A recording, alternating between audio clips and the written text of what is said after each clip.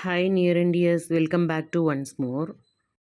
இன்னைக்கு லஞ்ச் பாக்ஸ்க்கு குடுக்குற மாதிரி ஒரு ஹெல்த்தியரான கேப்சிகம் ரைஸ் செய்ய போகிறோம். இதுக்கு ஒரு பேனில் 1/2 டேபிள் ஸ்பூன் எண்ணெய் விட்டு கடலைப்பருப்பு 3 டேபிள் ஸ்பூன், உளுத்தம்பருப்பு 2 டேபிள் ஸ்பூன் போட்டு கூடவே 3 காஞ்ச மிளகா, இது முன்ன பின்ன நீங்கள் உங்கள் காரத்துக்கு தகுந்த மாதிரி சேர்த்துக்கோங்க. போட்டு கடலைப்பருப்பு உளுத்தம்பருப்பு பாதி அளவுக்கு கலர் மாறும்போது கூடவே மிளகு 1 டீஸ்பூன், சீரகம் 1 டீஸ்பூன் போட்டுக்கோங்க. கூட எள்ளு ஒரு 1/2 டேபிள் ஸ்பூன் 3ம் போட்டு நல்லா பொரியிற அளவுக்கு வறுத்து கலர் சேஞ்ச் ஆன உடனே இது கூட ஒரு 2 கொத்து கருவேப்பிலை சேர்த்து எல்லாத்தையும் நல்லா வறுத்துக்கோங்க. இது கூட 1/2 டேபிள் ஸ்பூன் தனியா சேர்த்து அதுவும் லைட்டாக வாசனை வர வரைக்கும் வறுத்துட்டு அடுப்பை ஆஃப் பண்ணிக்கோங்க. அடுப்பை ஆஃப் பண்ணதுக்கு அப்புறமேட்டுக்கு 5லேருந்து 6 தேங்காய் பல் நான் சேர்த்து லைட்டாக அந்த சூடில் வறுத்து விட்டுருக்கேன்.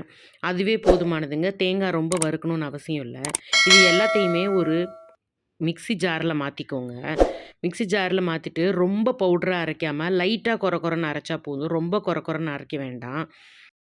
பொடியை தயார் பண்ணி வச்சுக்கிட்டு ஒரு பேனில் 1/2 டேபிள் ஸ்பூன் நெய் விட்டு கேப்சிகம் பொடியாக நறுக்குனது பெரிய சைஸ் ஒன்று நான் போட்டு கொஞ்சம் லைட்டாக பச்சை வாசனை போகிற வரைக்கும் வதக்கியிருக்கேன். கலர் சேஞ்ச் ஆகி வரும்போது இது கூட நம்ம அரைச்சி வச்சுருக்க பொடியும் சேர்த்துக்கோங்க.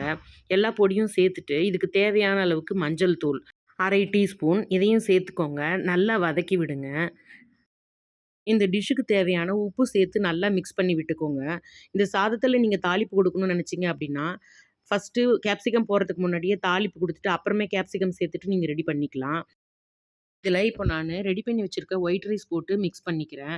இதில மேக்ஸிமம் 125 கிராம்ஸ் ரைஸ் குக் பண்ணி இந்த மெஷர்மென்ட்டுக்கு நீங்க சேர்த்துக்கலாம். இதோட கொத்தமல்லி சேர்த்து மிக்ஸ் பண்ணிட்டு சர்வ் பண்ண வேண்டியதானுங்க. இந்த டிஷ்ஷ டொமேட்டோ கெச்சப்போடையும், மாங்காய் பச்சடியோடையும் சூப்பரா சர்வ் பண்ணலாம்.